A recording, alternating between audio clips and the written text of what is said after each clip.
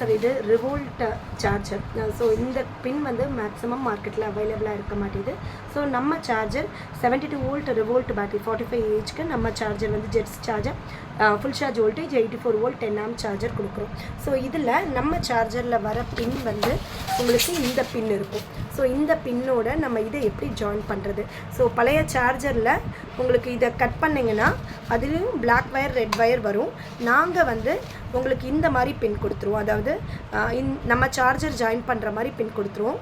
இந்த மாதிரி பின் கொடுத்துருவோம். அதில் பிளாக் வயர் ரெட் வயர் கொடுத்துருவோம். ஸோ இதில் நீங்கள் என்ன பண்ண போகிறீங்கன்னா இதை பிடிங்க. இந்த ரிவோல்ட்டில் மொத்தம் 5 வயர் இருக்கும். 5 வயரில் நீங்கள் இதெல்லாம் டிஸ்கனெக்ட் பண்ண வேணாம், கனெக்ட் பண்ண வேணாம், இன்சுலேட் பண்ணிடுங்க. ஸோ இதில் கட் பண்ணிங்கன்னா அதுலேயும் பிளாக் வயர் ரெட் வயர் தான் வரும். ஸோ இந்த ரிவோல்ட் சார்ஜரோட எண்ட்லேருந்து இவ்வளோ தூரம் கட் பண்ணிங்கனாலே போதும் நமக்கு. ஸோ இதோட ரெட் வயரும் நாங்கள் கொடுக்குற ரெட் வயரையும் ப்ராப்பராக